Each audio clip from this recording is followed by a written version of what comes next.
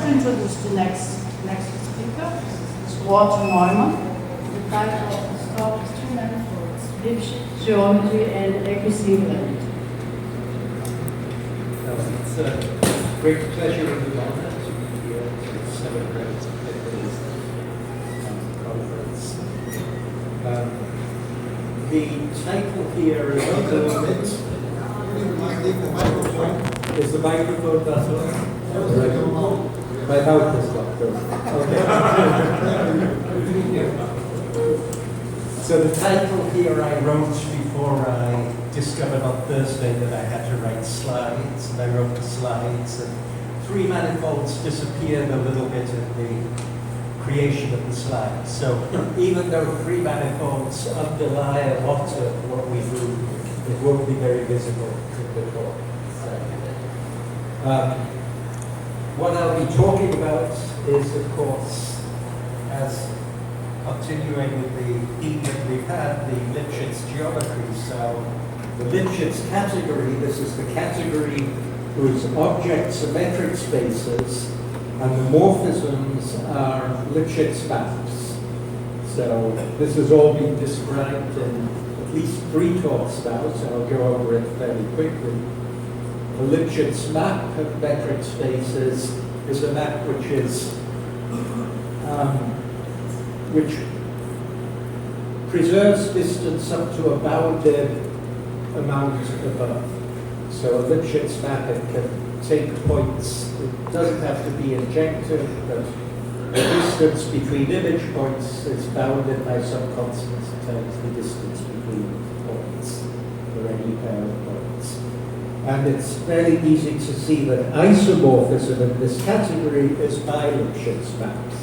So in other words, bigenerative maps where distance between image points is bounded both below and above by the distance between the points you have. So two metrics on a particular space X are Lipschitz equivalent if the identity map is an isomorphism in this category.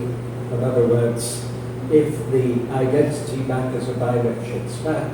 And in the Lipschitz category, of course, we then consider these to be the same object. And the structure consists of a metric space together with metric up to bi-Lipschitz equivalents. So this category is interesting in both the large and the small. In the large, for example, if you take a smooth compact manifold, any Riemannian metric you put on that is bi-Lipschitz equivalent with any other Riemannian metric you put on it. And therefore, if you look at its universal cover, you've got a unique object in the Lipschitz category. And to take a nice example, already looking at 3-dimensional manifolds, closed 3-dimensional manifolds, you look at irreducible closed 3 manifolds with infinite fundamental group, that's the majority of 3 manifolds. The universal cover topologically is R3, but the geometry, the Lipschitz geometry you get on that universal cover is much more interesting. In fact, there's been 20 years of work on understanding that geometry, and I've recently been working with it with Weierstock, and it's close to completed, but even now it's not completely completed. But what we're going to be talking about today is Lipschitz geometry of the small, namely germs of singular points. So the germ of a complex analytic set has natural Lipschitz geometry. In fact, there are 2 of them, as Anne described. There's the inner metric and there's the outer metric. So the starting point here is that we have a germ, a complex algebraic germ. We look for generators of the maximal ideal of the local ring, and we can use those generators then to embed our germ into the germ of the origin in Cn. And from Cn, the germ then inherits 2 different metrics. There's the outer metric, which is simply distance between points in Cn. You take a pair of points of x and distance in Cn. And the inner metric is arc length within x. using the Riemannian metric on X that's inherited from the Venetian metric on Cn. Easy proposition is that, first of all, the outer metric is stronger and determines the inner metric, and in the Lipschitz category, both of these metrics are independent of choices. So you have these two canonical metrics on a complex algebraic germ. So we're interested in looking at germs up to Lipschitz geometry. So this lies between understanding germs with their analytic type, which is very difficult, and understanding their topological type, which is much easier. In fact, we'll eventually only be talking about complex surface germs. The topology of complex surface germs is completely understood. A complex surface germ is the code of a three manifold. The three manifold is a three manifold which is a graph manifold in the sense of Waldhausen. It's glued together out of Seifert-Feynman manifolds. Or another way of saying is that it's a Plumb manifold, and in fact the manifolds that occur are exactly the ones you get by negative Plumb.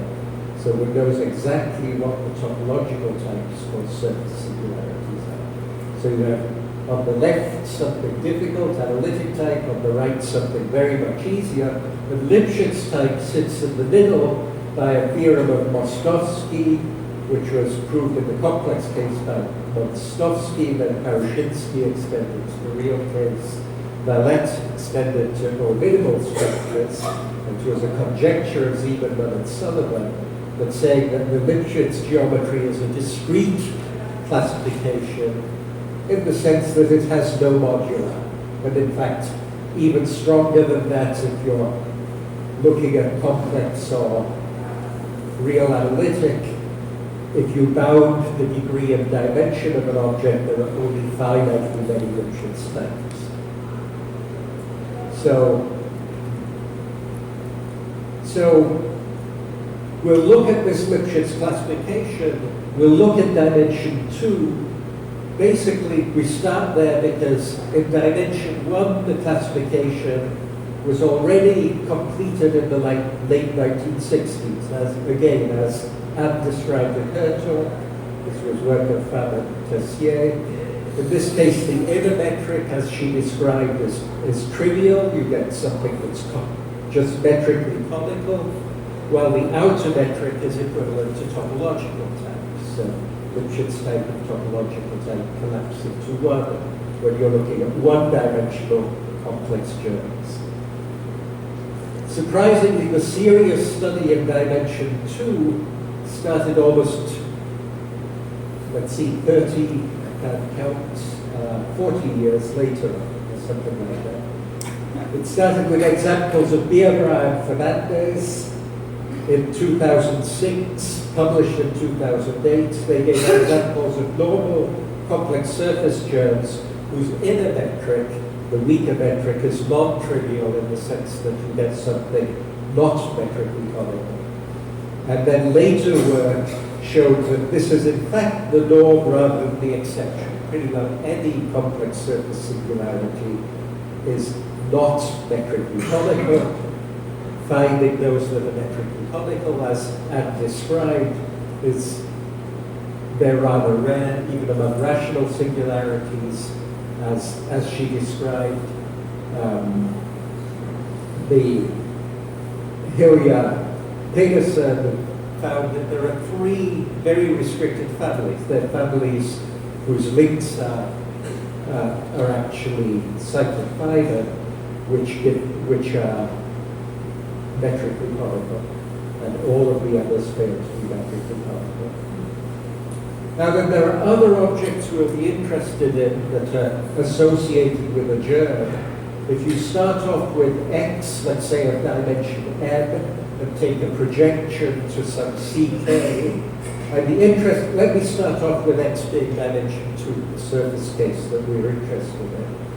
And if we take K equal to 1, then we're taking a linear projection, and X together with the inverse image of a generic linear projection, you're taking a hyperplane section. So you've got X with a hyperplane section.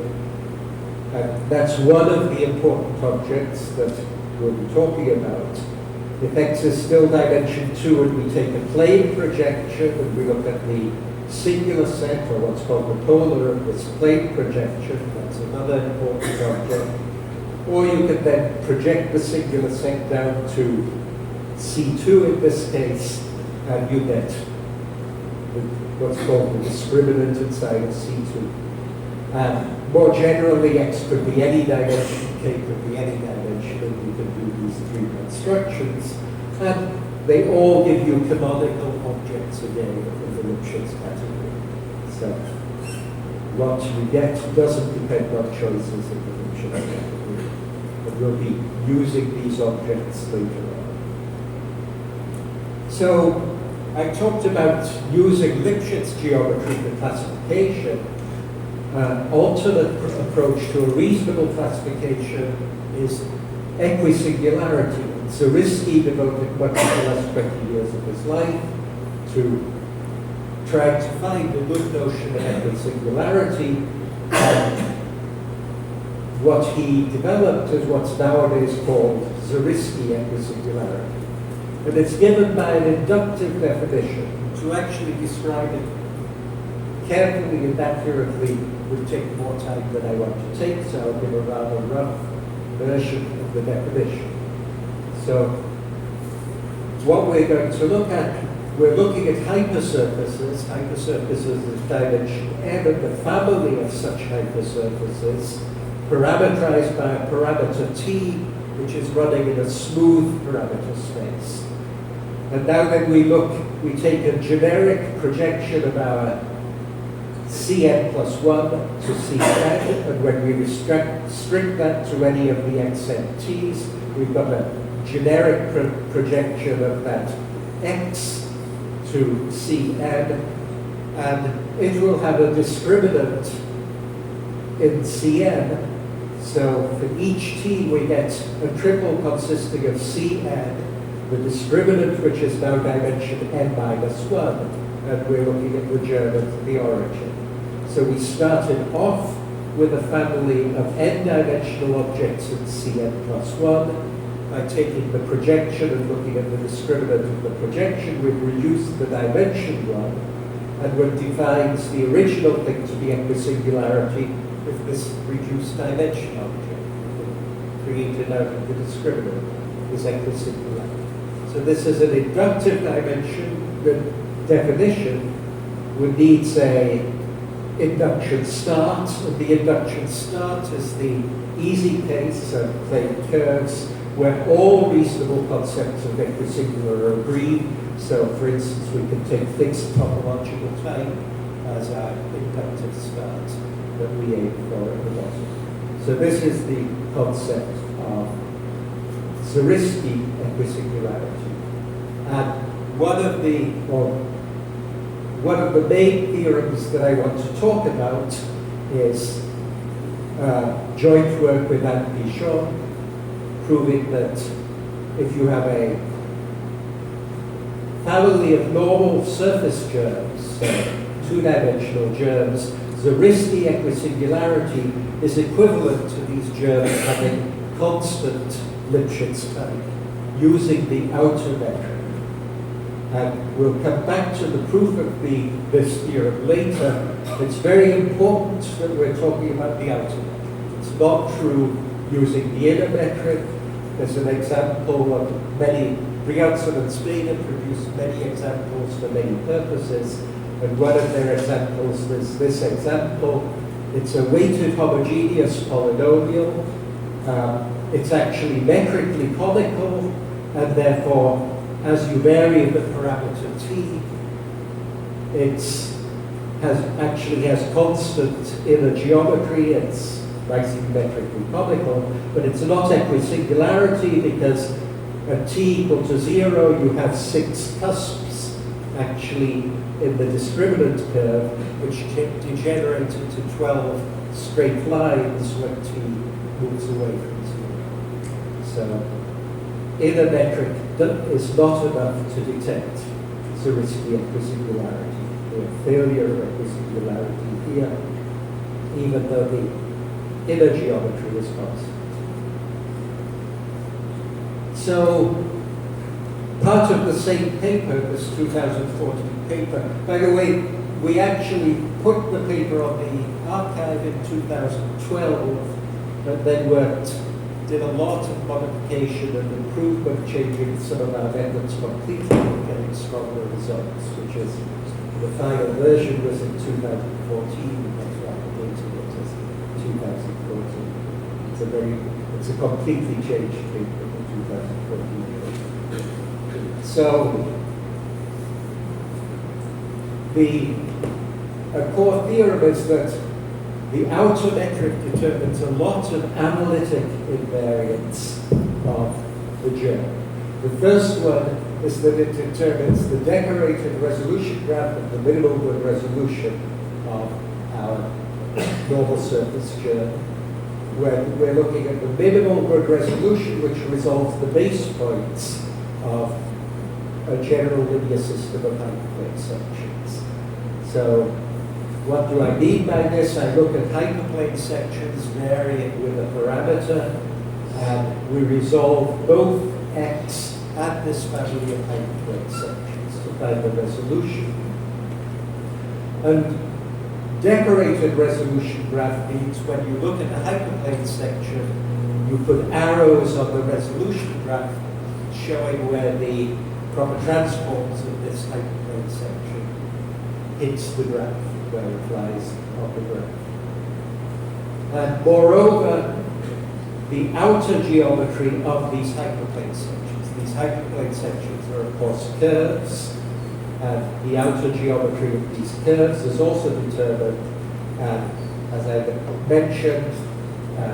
mentioned, this is a result of Pepe Seade. Outer geometry determines the embedded geometry after you take a plane projection of it. So that is also determined by the outer geometry, what the geometry of these curves are. So this involves looking at, so basically we're looking at projections to C. So the next thing is looking at projections to C2 instead of C. Then we have the polar curves of the projections.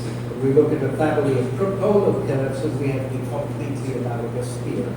So that you take the decorated resolution graph of the minimal good resolution, which resolves the base points of the polar curves, then you can find that from the outer geometry, and you can find the geometry of the outer curves themselves. By the way, the first one, if you resolve the hyperplane sections, you're simply blowing up the maximal ideal. So you're doing a resolution that goes through the maximal ideal. When you resolve the family of polar curves, you're doing a Nash transform, you're doing a resolution which goes through the Nash transform. Then there are various numerical invariants, such as multiplicity, maximal ideal sign for the resolution, the extended Milnor number of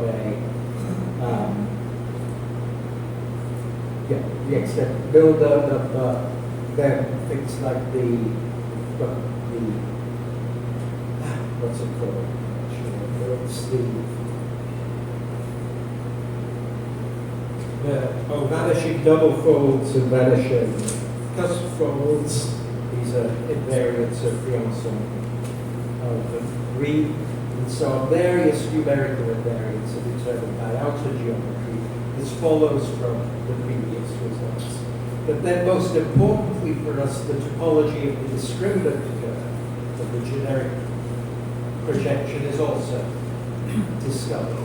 The point is that if the outer geometry determines the discriminant curve, this is the step of the induction for Zariski equisingularity, but there is only one step from dimension 2 to dimension 1, So discovering the topology of the discriminant curves is in particular getting Zariski equisingularity. So, as I say, this one direction constant Lipschitz type implies Zariski equisingularity follows from this last part of the theorem that was on the screen just a moment ago. And that theorem is really where most of the effort lies. So I'll come back to it, but first I want to say a little bit about the other direction. So the other direction, Zariski equisingularity as constant Lipschitz type. It's not too hard to show that Zariski equisingularity implies constant inner Lipschitz type, but of course we're talking about outer Lipschitz type. So here, let me just say a little bit about this. So we have our family of hyperplane singularities, which are to be a Zariski equisingular family, and we want to show that we get constant Lipschitz type. So we have our generic projection, L. Now then we're going to use test curves as in Andy-Schon's curve talk to try and get a picture of the outer geometry. And as she said, one has to be careful about the polar zone where things go bad, but the main point is that one can get around these things and use test curves to understand the outer geometry. So a test curve, the way you use a test curve is you have this curve at C2, you take its lift using the generic projection and intersecting with your x to get a curve in x. And what we need to show is that this curve has constant geometry. Okay. Now, to know that it has constant geometry, we project it down again to C2 using a generic projection, which by Tessier preserves the geometry. And then we use the fact that the plane curve's topology determines geometry, so we only need to know that we have constant topology. Okay. And for that we use a Ramanujan argument, basically showing that we actually have a constant building. And proving that we have a constant Billman number uses Tessier's restriction formula of 1973.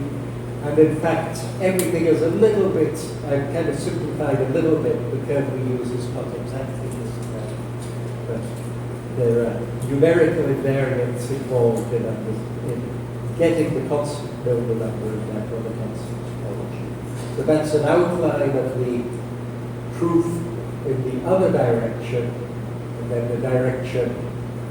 Now I'll come back to Theorem 2, which is saying, in particular part 4 of Theorem 2 is what proves the other direction of constant Lipschitz type being equivalent to Zariski equisingularity. But I want to talk about the proof of all the items of Theorem 2, getting invariants from the outer geometry.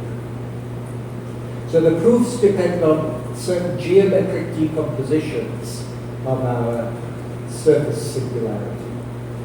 And the starting point is actually a classification theorem for the inner Lipschitz geometry of normal surface singularities, which Anne mentioned in her talk. And I'd like to give some more details of it. She just mentioned that there is this classification. The classification is in terms of a geometric decomposition. We decompose X into semi-algebraic germs glued along their boundaries. Each of these germs has a rational rate, as we call it, associated with it. No adjacent pieces should have the same rate. If they did, we'd amalgamate them together. And pieces with rate equal to 1 are metrically comical pieces. And at least one metrically comical piece exists.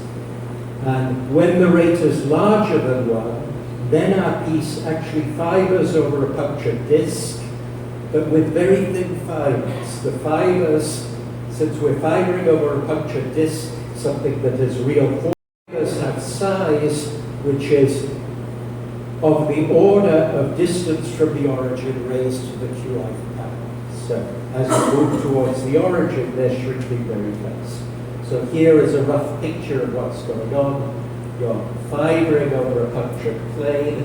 You have these two-dimensional surfaces which are fibers over this punctured plane and which are shrinking very fast towards the origin. And in fact, I should mention three manifolds since it was in my title. The xj's, the difference, these semi-algebraic germs, their links are actually cyclic fiber manifolds which glue together to be the link products. Taking a three manifold, the link of X, and dividing it up into cyclic fiber pieces is what's called the JSG decomposition. So what we have here is basically the JSG decomposition. It's actually refined because we're looking at a relative JSJ decomposition where the curves coming from hyperplane sections also play a role. But this is the three-manifold topology associated with what we're talking about. And then finally, to be a classification, we need the fact that the ingredients of this decomposition, the topology of the decomposition, the rates, the vibrations of the pieces, that these are discrete, actually finite discrete data from which the inner geometry of X can be recovered. So we get a complete classification of the inner geometry of surface. So going back to Theorem 2, let me go back quickly to Theorem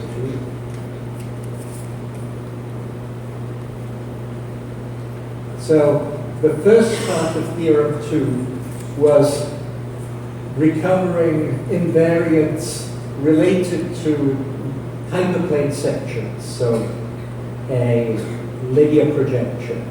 The second part was recovering what you can recover from plane projections, and then the rest, well, 3 was numerical invariance that you could derive from that. So what you can recover using the general linear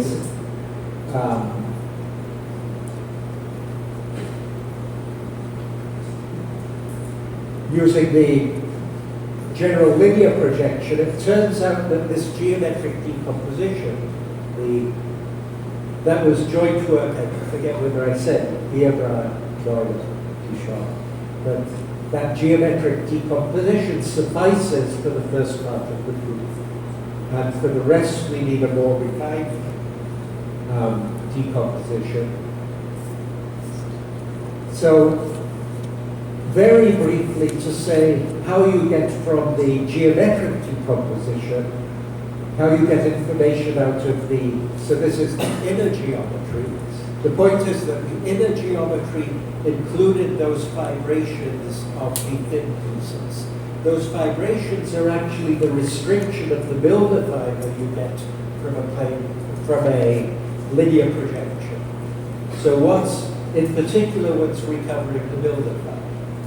And the builder fiber, you can use a homological argument to see that the boundary of the builder fiber, using homology, counts the number of components of the plane projection. So that's how you find the plane projection. You see the components they all lie in the thick part, and in the thick part is discovered by having the ray 12. So that's a very short outline of why inner geometry suffices for part 1 of Theorem 2. So when we're looking at the rest, we need a more refined decomposition which seriously takes the polars of generic plane projections into account. So it's a very similar decomposition, but it's been refined a bit from the one that classifies inner metric. So it's still a decomposition into pieces with rates, but we're going to order these rates. As I say, there's always at least one piece with rate 1, then all the other rates are larger, so I order the rates from largest down to smallest. So each of our rates Qi is one of the PJs.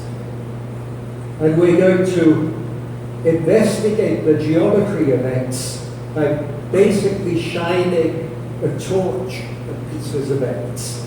So this torch will give you a little ball in X. You're looking at the little region in X. So let B of XR, Roman B of XR, simply denote the ball in Cn centered at X of radius R. And now then, if our point is actually a point of capital X, then we look at the ball Roman B of X of radius R, and we restrict it to capital X, we intersect with capital X, and just look at that intersection may have many components, but we only look at the component containing X. So we're looking at a little ball basically within capital X, within our germ around the point R, measuring the radius of this ball within capital X using outer geometry and only looking at the component of it. And now the R we use is going to be a power of the distance from the origin. So if we've got a point X, we look at its distance from the origin and raise it to a power P. And we start off with P being larger than our largest rate P1. So very, very small balls. A large rate gives us very small balls. And if P is bigger than P1, the balls that we see are simply metric four balls. Just with their metric, they just look like plain old four balls. However, if you now decrease P gradually until it falls below P1, suddenly much more exciting things happen. You can find points where this script P, so the ball within X, either has non-trivial topology or it has what we call large abnormality. So we talked about a normal embedding. Normal embedding is when inner geometry and outer geometry exists. Agreed. So abnormality is when they don't agree. When if we take inner geometry and divide by outer geometry, we can get very large values. And in fact, if P is below P1, large abnormality means that as you move the point towards the origin, you can have this abnormality ratio of inner to outer geometry getting as large as you like. So when you detect one of these two things happening, either non-trivial topology or large abnormality, you know that you've passed P1. You've got to be less than P1. So above P1, you've got trivial, everything being trivial. Below P1, suddenly things are happening. So that detects the rate of P1, the first rate of P1. So then we look at these balls. One has to adjust them a little bit by adjusting their diameter and adjusting about for normality. But looking at the balls which have either interesting topology or large normality, and taking just the union of all these when Qi is equal to P1 gives us exactly the union of the pieces of our geometric decomposition, whose rate Qi is this highest of the rates P1. And then we continue the procedure iteratively, discovering pieces of the next rate P2, I should have said there, etc. And it gets rather more technical and difficult. It needs a fair amount of care. And the basic idea is using these balls to detect things. So in this way, we can recover this geometry, the geometry of the pieces. And once we know the geometry of the pieces, once we know this geometric decomposition, this tells us the positioning of the cone. So that's how we prove part 2 of the theorem, that the outer geometry determines everything we want to know about the polar, where it lives, how, when you vary the direction of projection, the polar moves, what the resolution for that is, and so on. But we want to know the discriminant, not just the polar.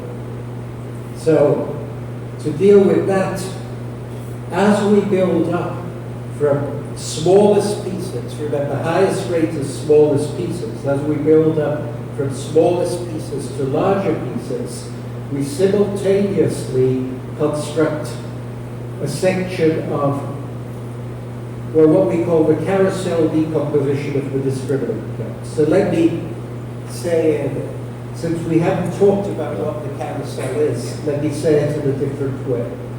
What we're looking at when we're looking for the discriminant is we're looking for the discriminant curve inside of C2. And the discriminant curve inside of C2, that pair consisting of C2 and discriminant curve, also has a nice geometric decomposition into pieces with rates. And it's that decomposition that we're trying to build along the way. If you take this decomposition and intersect it with a plane, one coordinate equal to the constant epsilon, you get a plane where you have the picture that Anne showed us earlier of points in a plane with outer distance in the points telling you what the curve looks like. And so that's what the carousel decomposition is. So the carousel decomposition and the plane section of it gives what Anne was describing of how it discovers a curve, and that's the discriminant curve we're running. So we're constructing this geometric decomposition of the pair consisting of C2 and the discriminant, again working outwards from the smallest pieces. And we're building it, we know that the pieces upstairs in X are basically branch covers or branch covers of the pieces downstairs. Okay, they're branch covers if they're hitting the polar.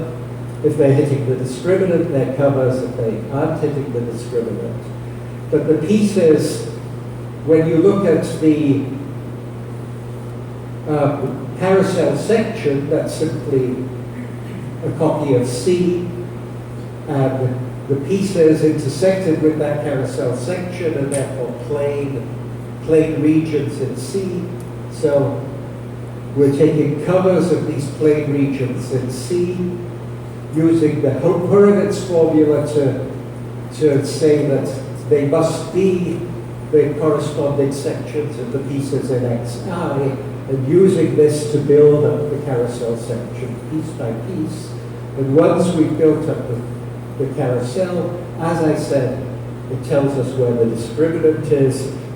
Knowing where the discriminant is was item 4 in Theorem 2, saying that this is the other direction. The Zariski equisingularity being equivalent to constant Lipschitz Classification. Thank you.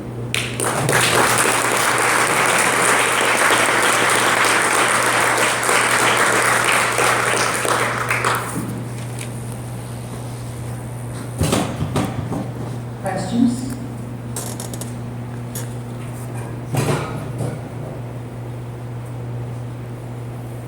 I wonder whether the higher dimensions, higher than 2, the Zariski geometry determines the multiplicity of hypersurface.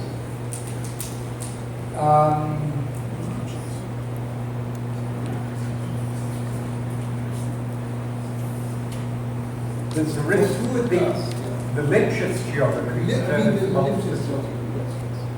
Yeah. For 2 you mentioned that. That's right. If you have Zariski equisingularity, I'm not sure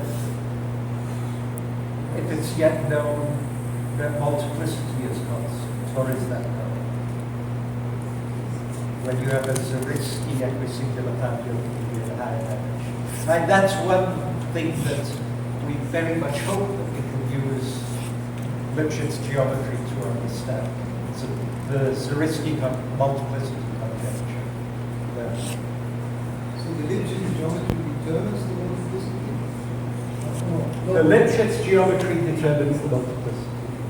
So you don't know or it's true? In any dimension, whether the Lipschitz geometry determines the multiplicity.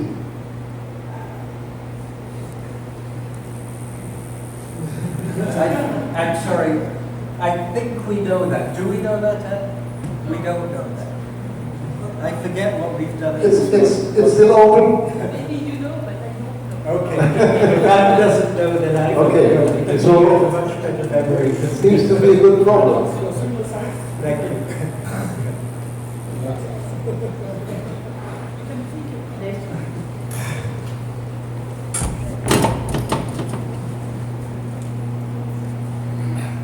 I don't know about Lipschitz geometry determining the multiplicity. I thought that Neumann proved that, but whatever. But I know that the Whitney, the Zariski Equisingularity determine the multiplicity. Okay, thank you. Any other questions?